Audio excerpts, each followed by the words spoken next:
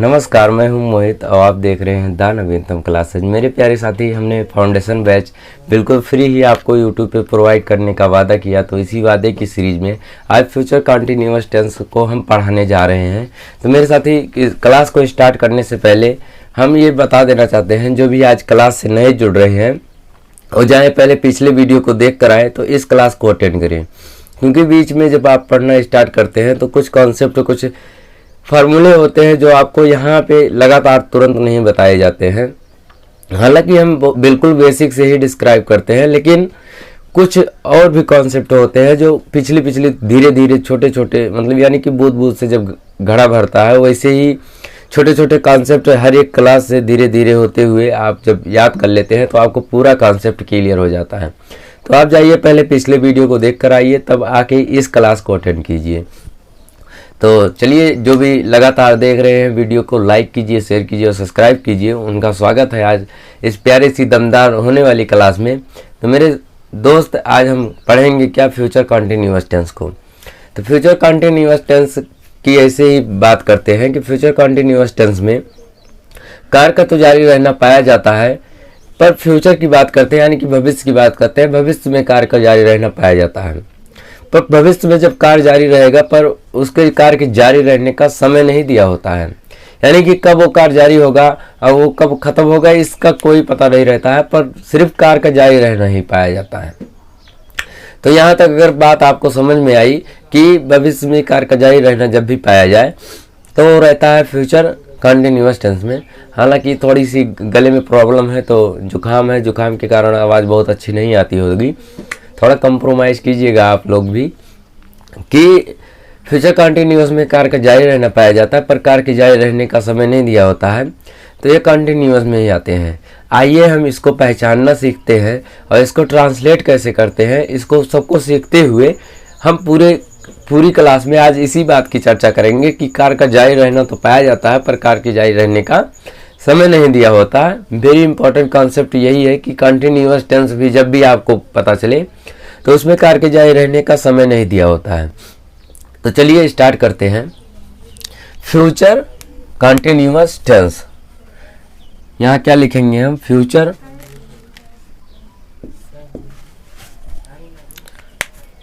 क्या लिखेंगे, फ्यूचर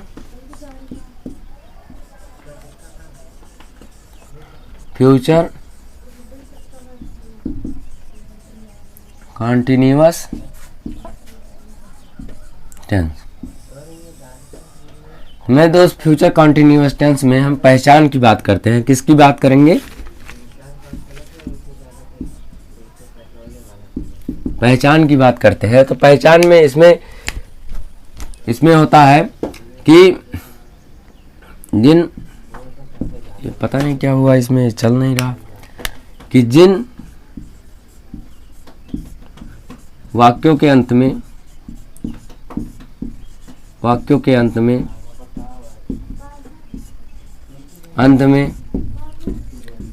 रहा होगा, रही होगी, रहे होंगे,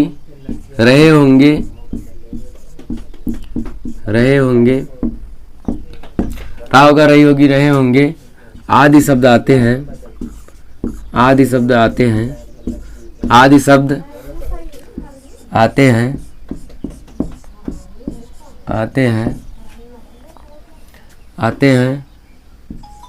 और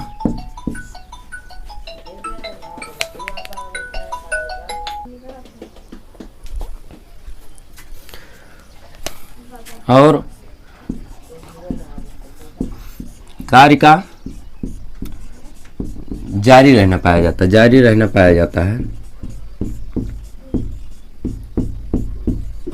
है, परंतु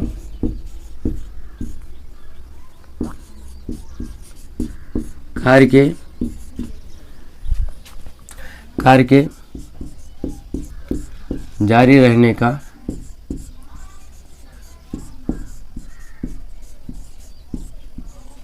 समय नहीं दिया होता है।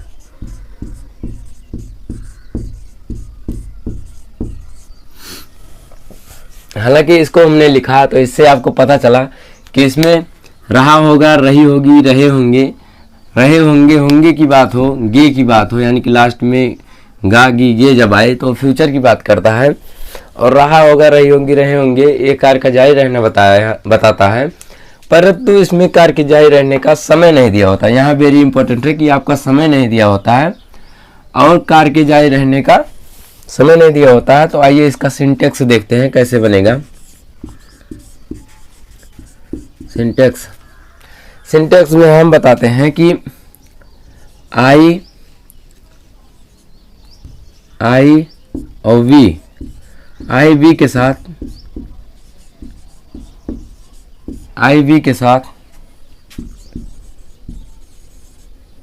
शैल बी,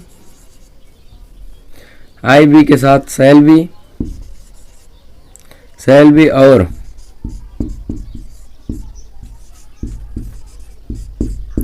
बाकी सभी कर्ता के साथ विल बी लगाकर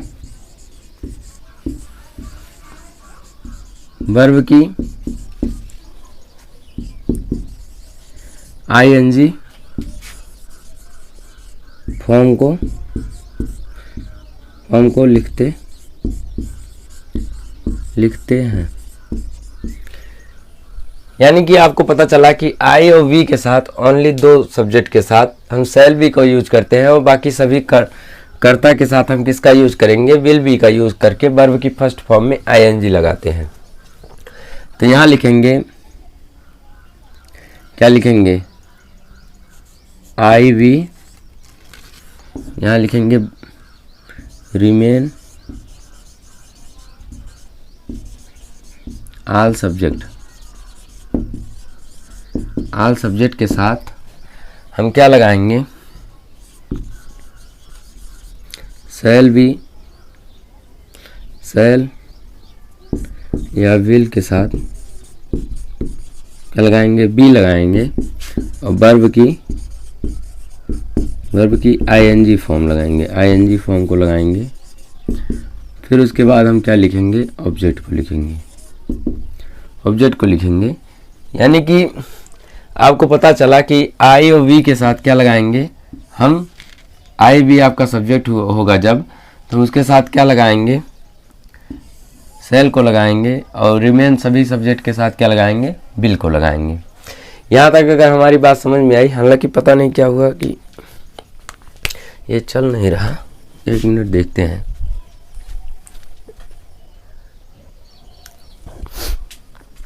चलिए, बहुत मेहनत करने के बाद ये चल नहीं रहा है, फिर भी हम देखते हैं कि अब ये सेंटेंस आप देखिए कि मैं, ये चल नहीं रहा, आज ये चलेगा भी नहीं।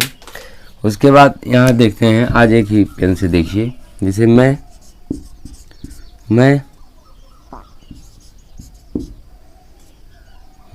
पत्र, ऐसे लिखते हैं, एक सेंटेंस लिखते हैं, मैं इस समय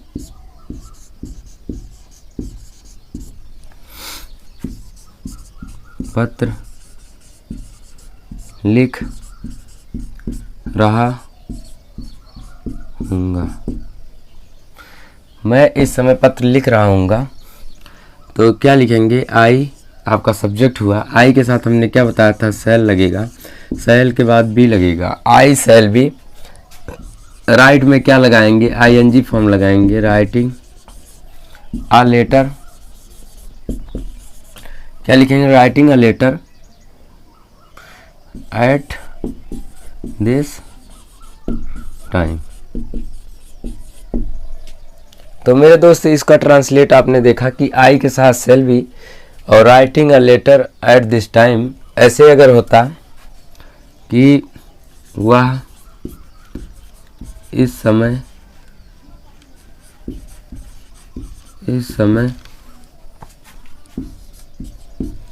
पत्र पढ़ रही होगी।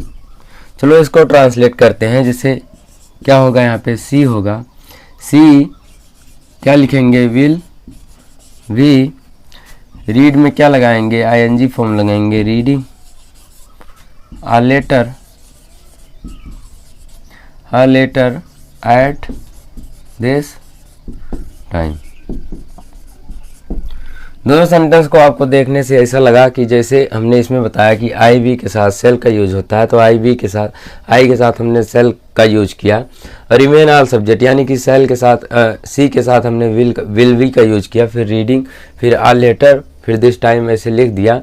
यानी कि हमने वर्ब की फर्स्ट फॉर्म, फिर उसके बाद वर्ब की फर्स्ट फॉर्म में आईएनजी, फिर उसके बाद ऑब्जेक्ट को लिखा। तो आपको यहाँ तक बिल्कुल समझ में आया। जो भी बच्चे आज जो डायरेक्ट इस क्लास को देख रहे हैं उनको समझ में नहीं आ रहा होगा, लेकिन जो रेगुलर इस क्लास को देख रहे हैं उनको अच्छे से समझ में आता होगा कि हमने इसमें क्या बताने की कोशिश की है। चलिए अब इसका नेगेटिव फॉर्म को देखते हैं।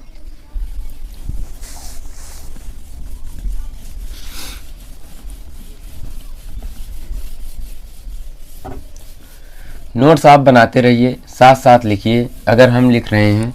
हालांकि कुछ क्लासों में ऐसा हुआ कि राइटिंग में थोड़ा ध्यान कम दिए, तो बच्चों की शिकायत थी कि सर आप राइटिंग थोड़ा अच्छे से बनाइए। तो आप इससे निश्चिंत रहिए कि अब राइटिंग में कोई दिक्कत नहीं होगी, एकदम साफ सुथरा लिखा जाएगा और आपको समझ में भी आएगा।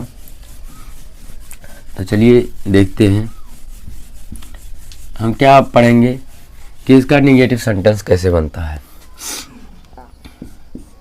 क्या लिखेंगे यहाँ पे, निगेटिव सेंटेंस लिख देते हैं। निगेटिव सेंटेंस में हम क्या लिखेंगे, आई वी के साथ, आई वी एंड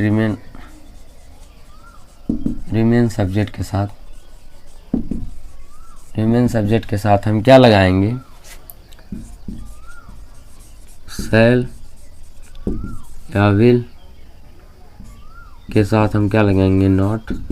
उसके बाद हम बी को लिखेंगे, फिर वर्ब की आईएनजी फॉर्म को लिखेंगे, जी फॉर्म को लिखेंगे, फिर उसके बाद ऑब्जेक्ट को लिखेंगे। यानी कि यहाँ एक सेंटेंस लिखते हैं कि सीता कल पत्र नहीं पढ़ रही होगी। ऐसा सेंटेंस हुआ जैसे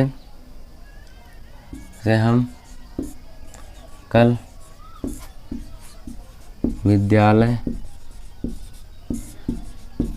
नहीं जा रहे होंगे,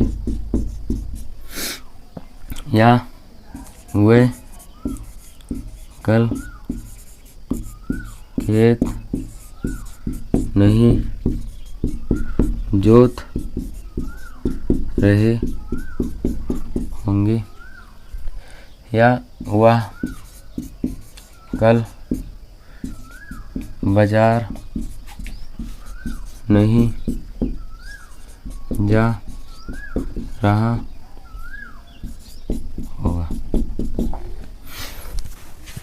आप सेंटेंस को ध्यान से पढ़िए कि इसमें कार का तो जारी रहना पाया गया, पर कार के जारी रहने का समय नहीं दिया हुआ।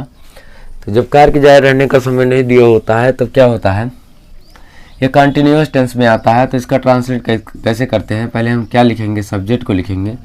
सब्जेक्ट हमारा इसमें क्या हुआ, सीता। सब्जेक्ट को पहचानना तो आप इतनी क्लासों में जान गए होंगे, जो कार्य को करता है वही सब्जेक्ट होता है। तो करता क्या हुआ, कार्य को करने वाला, तो सीता क्या हुई, इसमें करता हुई।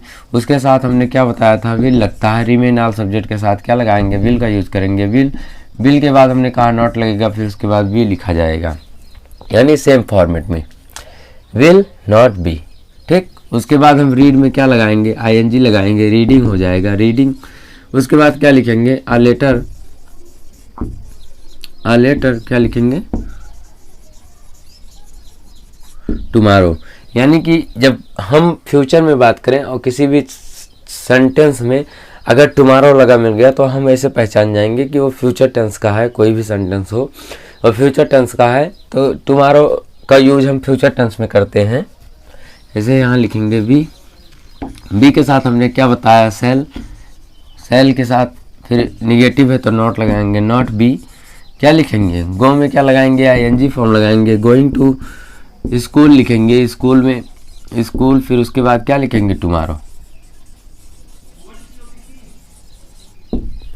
ठीक, यहाँ क्या लिखेंगे, दे, फिर यहाँ क्या लगाएंगे, विल, फिर not be, not be ploughing क्या लिखेंगे, प्लग में क्या लगाएंगे, ING ploughing, field, field tomorrow.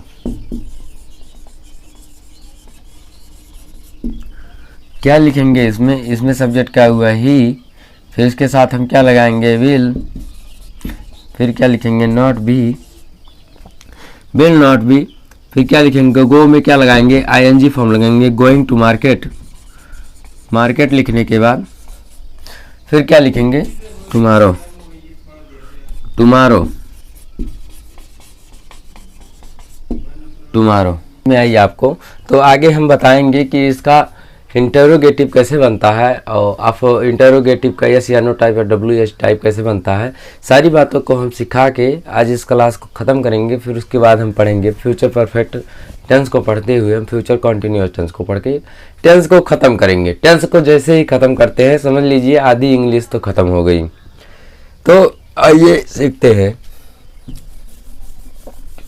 हम दोनों सेंटेंस को एक साथ सीखेंगे, यानी कि हम यस या नो टाइप और WH टाइप वर्ड को एक साथ सीखेंगे। अब तो आपको अंदाजा हो ही गया होगा कि how to make this sentence. तो हमें ये सब सीखना अब बहुत आसान लगता होगा। पहली क्लास और आज की क्लास में हमने देखा बहुत इम्प्रूवमेंट हुआ कि आप पहले सेंटेंस में सेंटेंस को नहीं जानते थे, पहले लेटर्स को ही नहीं जानते थे। तो हमने पहले क्लास में लेटर्स को सीखते हुए फिर हमने सेंटेंस को सीखना स्टार्ट किया। सेंटेंस को सीखने के बाद फिर हमने ट्रांसलेशन स्टार्ट किया। तब आज आपको ये पता चल गया होगा, वह जाता होगा, खेलता होगा, पढ़ता होगा, लिखता होगा, इनका सबका कैसे ट्रांसलेट होता है। तो ये सब तो आपने सीख ही लिया। तो आज हम देखते हैं कि यस या no type interrogative sentence, yes या नो टाइप इंटरोगेटिव कैसे बनेगा, इंटरोगेटिव सेंटेंस कैसे बनेगा, इसको सीखते हैं। फिर यहीं पे हम सीखेंगे WH टाइप इंटरोगेटिव कैसे बनता है, उसको हम सीखेंगे। ठीक, इन दोनों को सीखते हुए हम क्लास को एंड कर देंगे कि यस या नो टाइप कैसे बनेगा। तो हम क्या लिखेंगे यहाँ पे, यस या नो टाइप के लिए हम पहले सेल और विल को सबसे पहले लिखेंगे, सेल या विल को सबसे पहले लिखेंगे, फिर उसके बाद सब्जेक्ट। अब सब्जेक्ट में आप ये सीख जाइए कि विल हो या सेल हो, यानी कि आई और वी के साथ हम सेल का यूज करेंगे और बाकी सभी के साथ हम विल का यूज करते हैं। उसके बाद सब्जेक्ट फिर बी को लगाएंगे। उसके बाद फिर हम क्या लिखेंगे, वर्ब की आईएनजी फॉर्म को लिखेंगे। वर्ब की आईएनजी फॉर्म को लिखने के बाद हम ऑब्जेक्ट को लिखेंगे। ऑब्जेक्ट को लिखने के बाद हम क्या लगाएंगे, क्वेश्चन मार्क लगाएंगे। ऐसे इसमें है कि हम इसमें WH वर्ड को सबसे पहले लिखेंगे, WH वर्ड को सबसे पहले लिखेंगे। WH वर्ड को सबसे पहले लिखने के बाद हम सेल या विल को लिखने के बाद, सेल और विल को लिखने के बाद हम क्या लिखेंगे, ऑल सब्जेक्ट नहीं, सब्जेक्ट को लिखेंगे, सब्जेक्ट को लिखेंगे। फिर उसके बाद हम क्या लगाएंगे, यहाँ पे बी को यूज करेंगे। बी को यूज करने के बाद वर्ब की आईएनजी फॉर्म को लिखेंगे। आईएनजी फॉर्म के बाद हम क्या लिखेंगे, ऑब्जेक्ट को लिखेंगे, क्वेश्चन मार्क। हालांकि दोनों स्ट्रक्चर आपने देखा, ऐसे ही सेंटेंस इसका बन जाएगा। जैसे यहीं पे एक लेते हैं, क्या राम कल फल खा रहा होगा, क्वेश्चन मार्क लिखेंगे। और इसमें क्या लिखेंगे, राम कल क्या खा रहा होगा। दोनों सेंटेंस को देखिए, यहाँ पे क्वेश्चन मार्क लगाएंगे, इंटरोगेटिव है। तो अब दोनों सेंटेंस को देखिए, इसमें क्या सबसे पहले आया, इसमें क्या बीच में आया। जब कभी भी वाक्य के बीच में क्या का यूज किया जाए तो उसको हम WH टाइप में रखेंगे, और क्या का वर्ड का यूज सबसे पहले किया जाए तो उसे यस या नो टाइप में करेंगे। इस सेंटेंस का आंसर देने में, यानी कि आपसे अगर पूछा जाए क्या राम कल फल खा रहा होगा, तो आप कहेंगे हाँ, या ना में आंसर दे देंगे, लेकिन इसका आंसर आप ऐसे नहीं दे पाएंगे। राम कल क्या खा रहा होगा, तो इसका आप आंसर ऐसे देंगे, राम कल फल खा रहा होगा। दोनों सेंटेंस में आपको अंतर समझ में आ गया। तो आइए इसको ट्रांसलेट करते हैं। तो क्या लिखेंगे, यहाँ पे राम है तो राम के साथ हम क्या लगाएंगे, विल। राम विल के साथ हम क्या, राम। तो उसके बाद बी का यूज करेंगे, बी। ईट में क्या लगाएंगे, आईएनजी लगाएंगे। ईटिंग फ्रूट लिखेंगे, या for you I T fruit लिखेंगे। फ्रूट के बाद हम क्या लगाएंगे, टुमारो। ये सेंटेंस अगर आपको ट्रांसलेट करना आ गया तो WH टाइप वर्ड को सबसे पहले लिखेंगे, यानी कि वाट। वाट के बाद हम क्या लगाएंगे, विल। फिर क्या लिखेंगे, राम, बी। ईट में क्या लगाएंगे, आईएनजी, ईटिंग। टुमारो क्या लिखेंगे, टुमारो।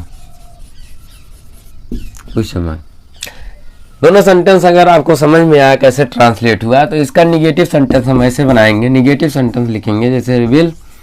राम हमने बताया जब भी नॉट का यूज करेंगे तो सब्जेक्ट के बाद यूज करेंगे, तो will not, Ram not be eating.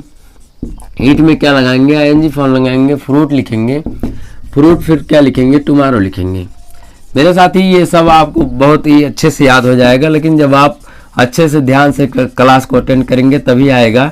ऐसे ही इंग्लिश नहीं आ जाती है, आपको सीखना पड़ेगा। और हम सिखाने के लिए आपको तत्पर हैं।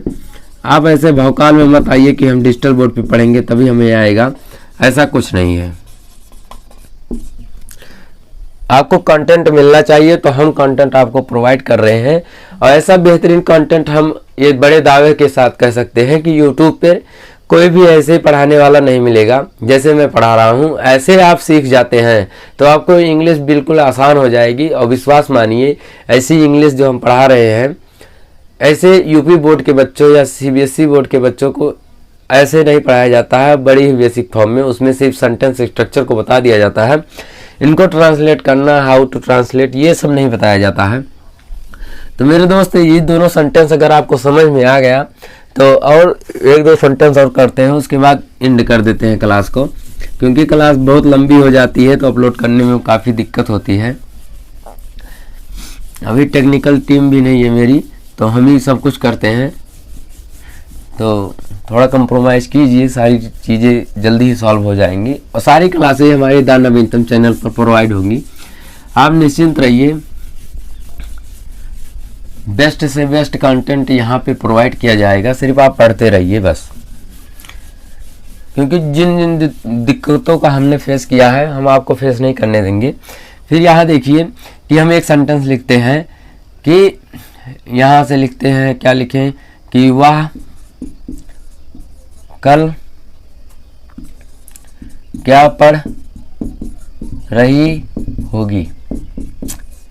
एक सेंटेंस इसको लेते हैं, फिर इसके सारे फॉर्मेट बनाएंगे। देखिए, हम पहले बनाते जाते हैं, फिर उनको बता देते हैं कौन कौन सा सेंटेंस है। जैसे रही होगी, तो यहाँ सी हो गया। सी के बाद क्या लगाएंगे, विल, वी। रीड में क्या लगाएंगे, रीडिंग। ये सेंटेंस नहीं, एक मिनट, ये तो इंटरोगेटिव सेंटेंस बन गया था। कल वह किताब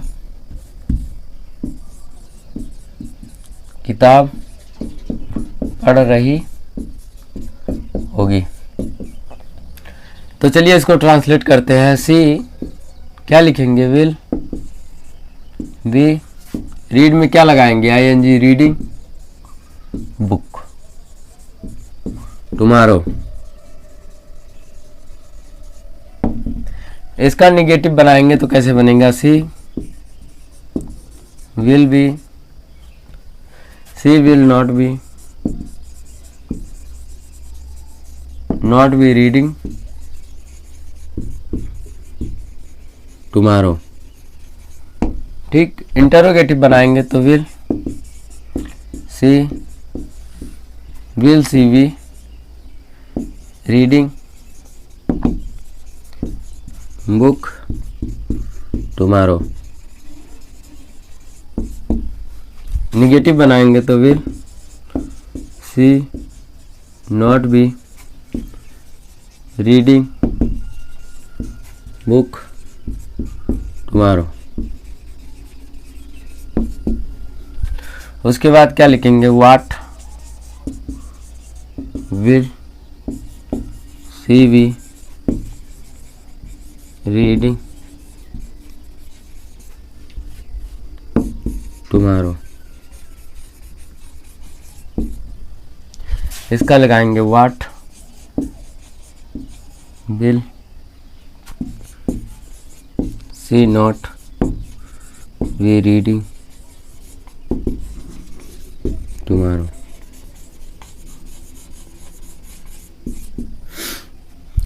सारे सेंटेंस को देखिए और इसको देखते हुए पहचानिए, फिर हमें कमेंट में बताइए कि कौन सा सेंटेंस कौन सा है, यस या नो टाइप है, इंटरोगेटिव है कि इंटरोगेटिव निगेटिव है। ऐसे सेंटेंस हमें कमेंट में बताइए। चलिए, उम्मीद है आपको क्लास अच्छी लगी होगी। तो मेरे दोस्त, क्लास को ऐसे ही अटेंड करते रहिए और देखते रहिए द नवीनतम क्लासेस।